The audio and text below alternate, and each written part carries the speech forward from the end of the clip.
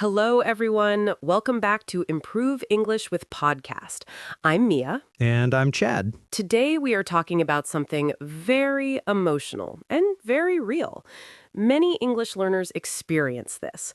You are in a group, people are talking, everyone is laughing, but you are quiet. You want to speak, but you don't know how to join. Oh, that hurts already. Yes. Today's topic is about feeling left out in conversations, and more importantly, how to join naturally and confidently. I'm glad we're talking about this because, honestly, this happens to me a lot. Tell me more. Last week at work, my coworkers were talking during lunch. They were joking, they were telling stories. I understood maybe 60%. I wanted to say something, but I kept thinking, what if I say it wrong? So I stayed quiet. How did you feel? Small, invisible, like I was not part of the group. That feeling is very common.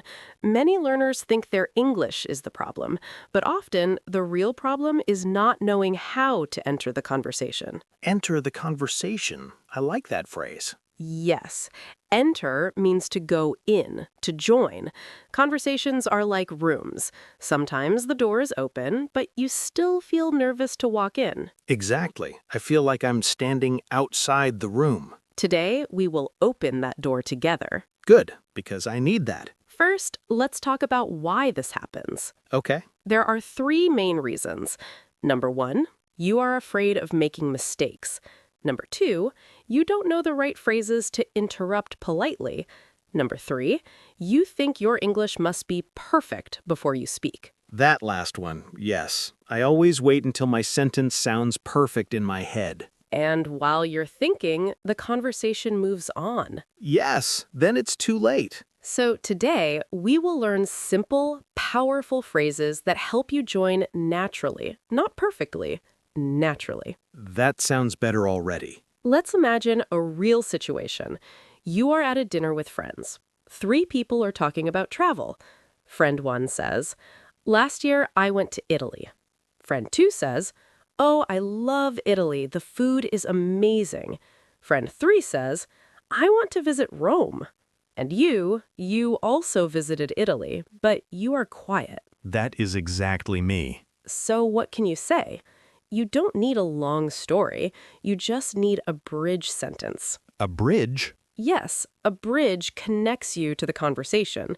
Here are some simple bridge sentences. Me too. I went there last year. Oh, really? I've been there. That reminds me. I visited Italy too. Wait, that reminds me. What does that mean? Good question.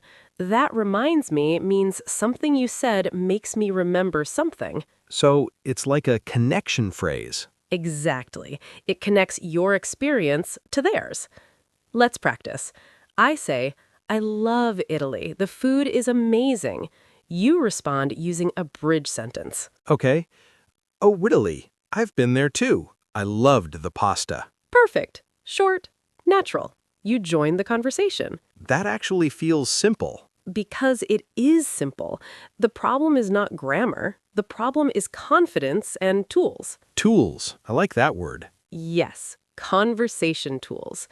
Now let's talk about polite interruption. Interrupting sounds rude. It can be rude, but polite interruption is different.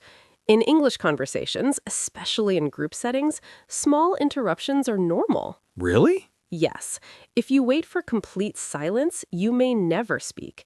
Here are polite interruption phrases. "Sorry to interrupt, but..." "Can I add something?" "That's interesting. I just want to say..." Those sound safe. They are safe. They are respectful. Let's try a role play. I'm talking fast. "So then we went to the beach and the weather was perfect and everyone was swimming and..." Sorry to interrupt, but that sounds amazing. Which beach did you go to? Very good. You stopped me politely. You asked a question. Now you are part of the conversation. That feels powerful. Because asking questions is the easiest way to join. So I don't always need to share my story. Exactly. You can join by showing interest. Here are easy question starters. Really? How was it? What happened next? Why did you choose that? Those are simple. Simple is powerful.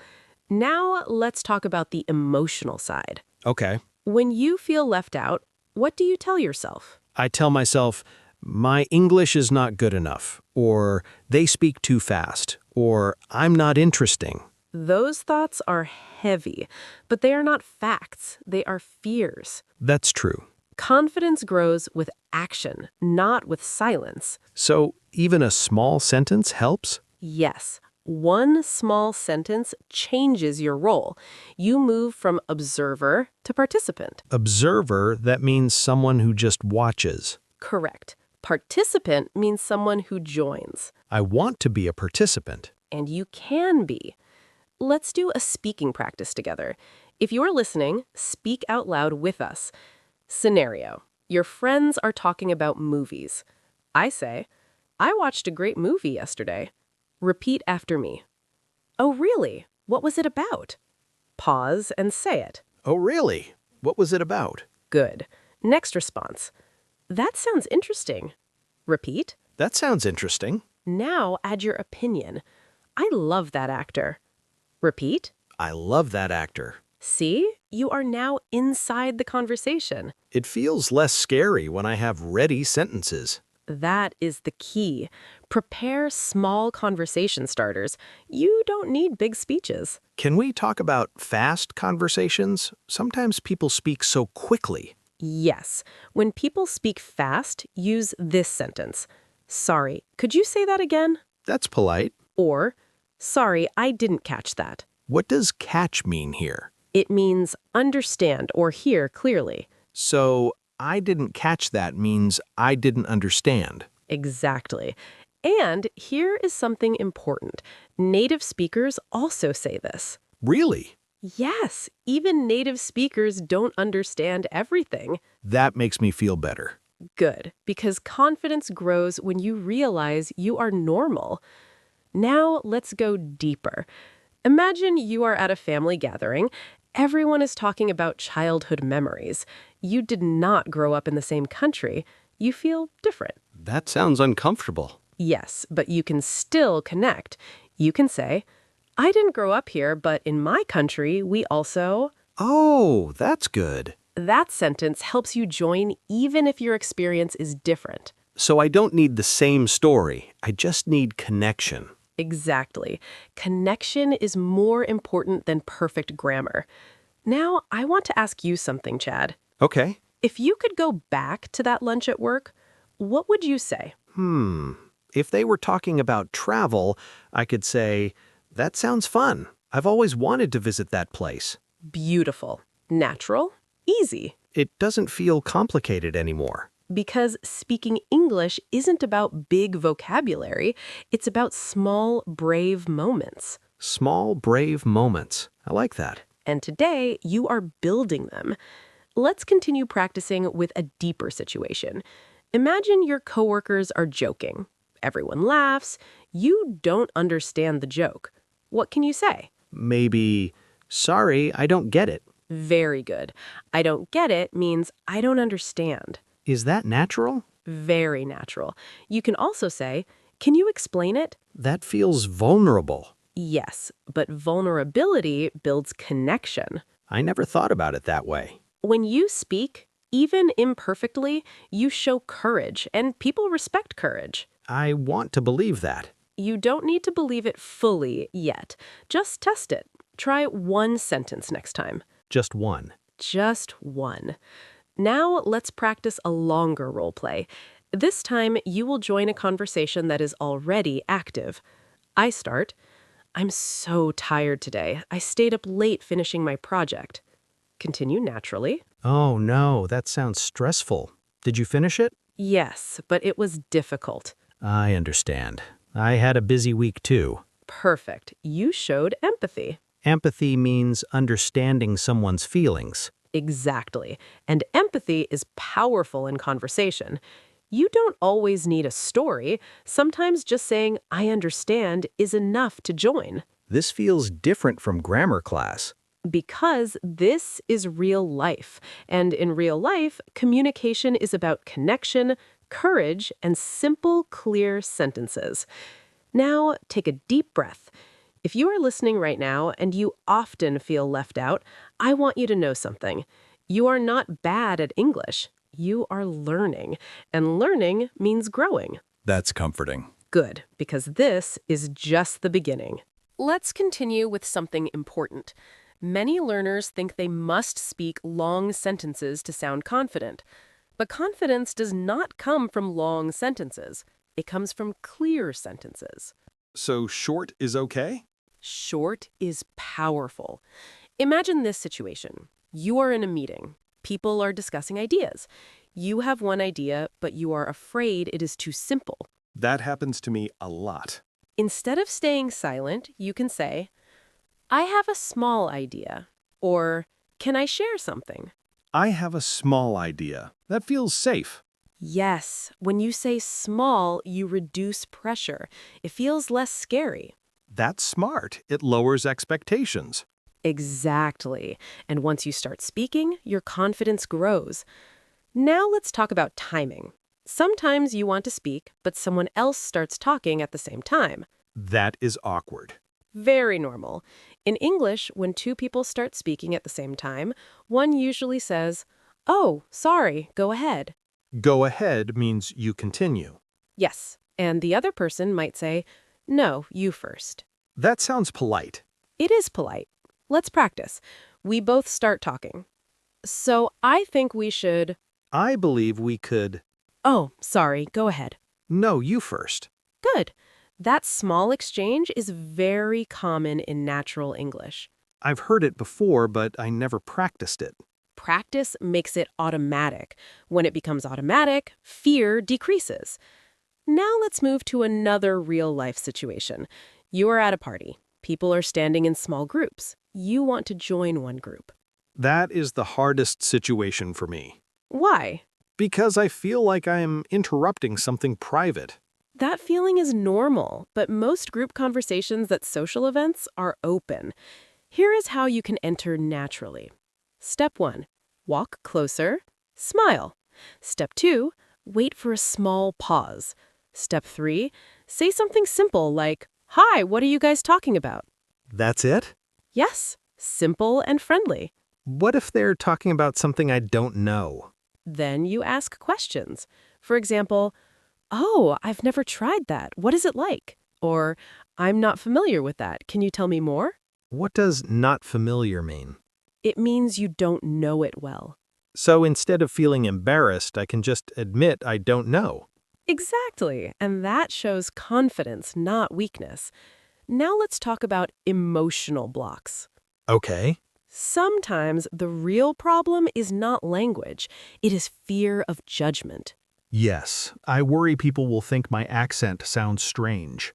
Your accent tells your story. It shows you speak more than one language. That is strength. But what if they don't understand me? If someone does not understand you, you can say, "Let me say that again," or "I'll say it another way."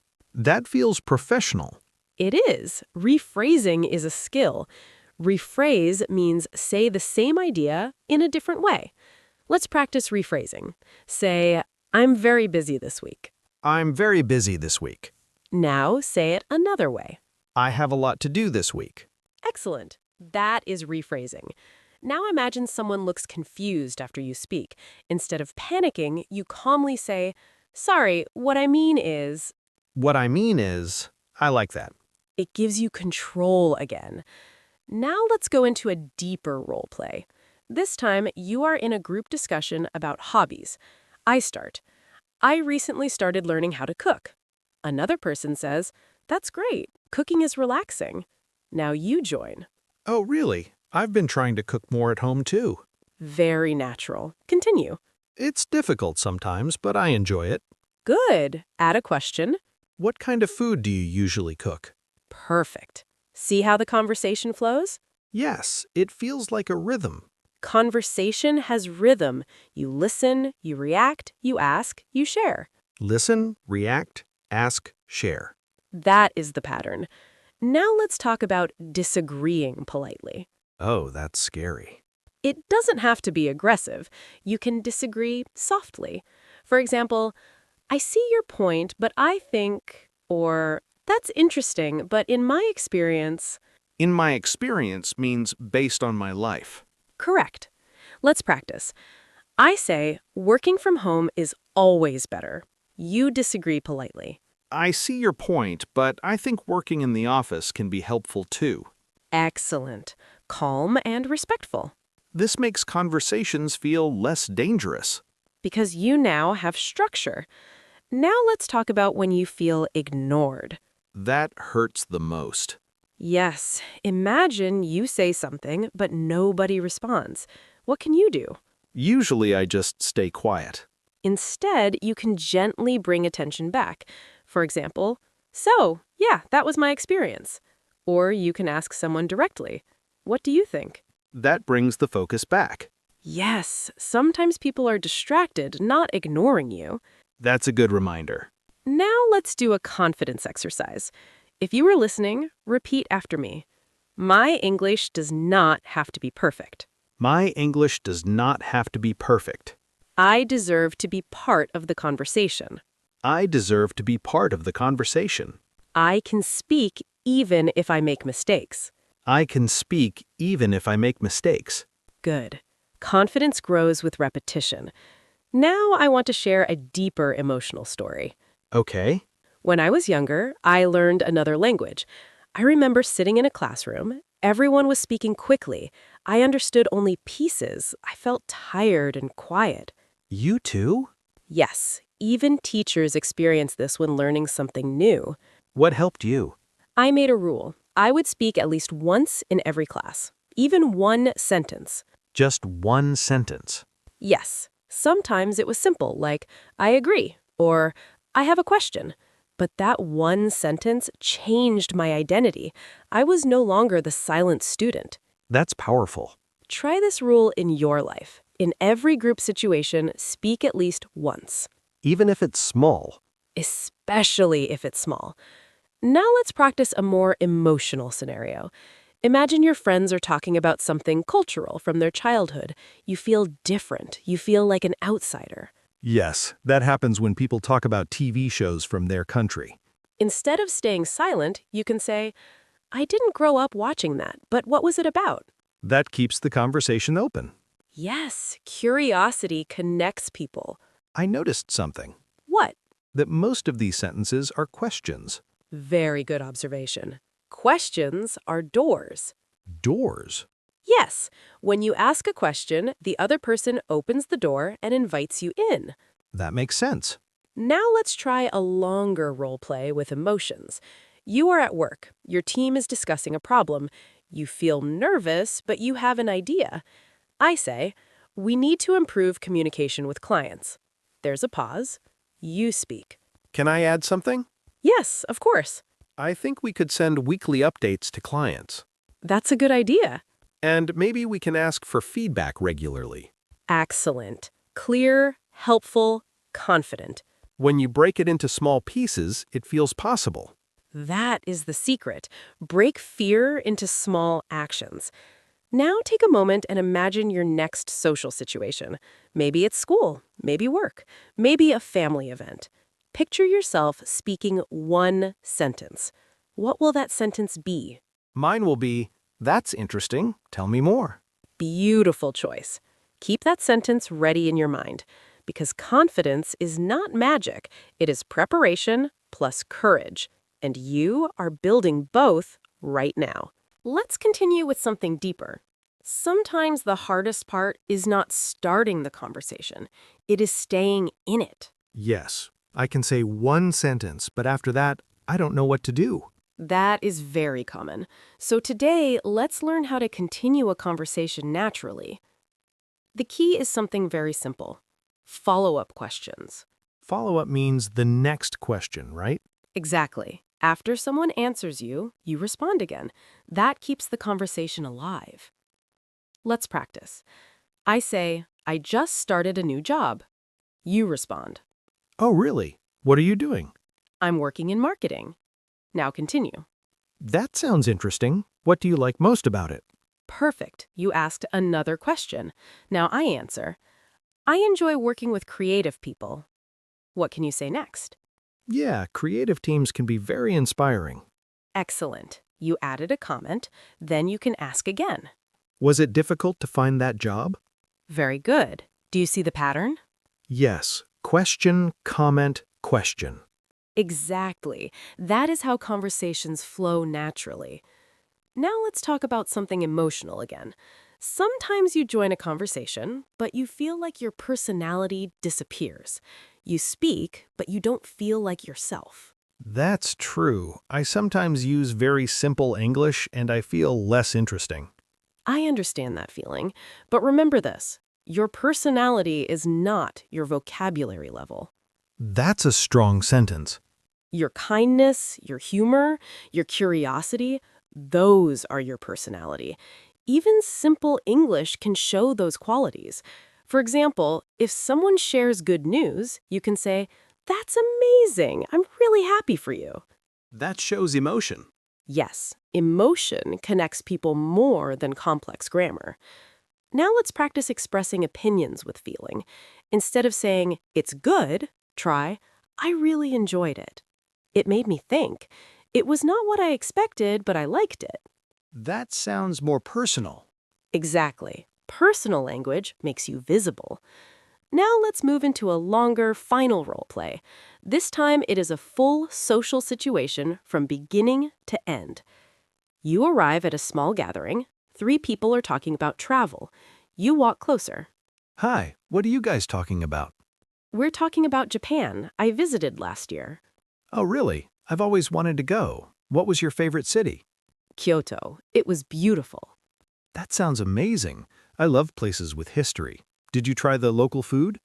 Yes, the food was incredible. I've heard Japanese food is very fresh. Was it expensive to travel there? It can be, but we planned carefully. That makes sense. I'm saving money for a trip too, hopefully next year. That was a complete natural conversation. You entered, you asked questions, you shared something personal, you stayed in the flow. It feels realistic, not dramatic, just normal. That is the goal. Natural English, not perfect English, real English. Now let's talk about one final fear: silence. Yes, silence feels uncomfortable. But small pauses are normal in conversation. If there is a short silence, you can say, "So, how has your week been?" That's a safe question. Very safe. Or, "By the way, have you seen any good movies lately?" So I can gently change the topic. Yes, changing topics is also a skill. You can use phrases like, "Speaking of that," or "That reminds me," or "By the way." These are like conversation tools again. Exactly. Tools give you control. Now, I want to speak directly to everyone listening. If you often feel left out, I want you to remember something important. Fluency is not about speed. Confidence is not about perfection. Connection is not about grammar. It is about courage. Small courage. One sentence at a time. I feel different compared to the beginning of this episode. How? At the beginning, I felt like conversations were walls. Now they feel like doors. That is beautiful. I still feel nervous, but now I have sentences ready. I have questions ready. I have tools. And that changes everything. Let's do one final speaking practice together. Repeat after me slowly. I can join the conversation. I can join the conversation. My voice matters. My voice matters. I don't need perfect English to connect. I don't need perfect English to connect. Very good. Now imagine your next real-life situation. Maybe tomorrow, maybe next week. Picture yourself walking into a room. You hear people talking. You smile. You wait for a pause, and you say one simple sentence. That one sentence changes your role from silent listener to active participant. I think I'm ready to try. And that is enough. Thank you for spending this time with us today. Thank you for practicing. Thank you for being brave. Keep listening, keep speaking, keep growing. This is Improve English with Podcast. and your journey to confident English continues, one conversation at a time.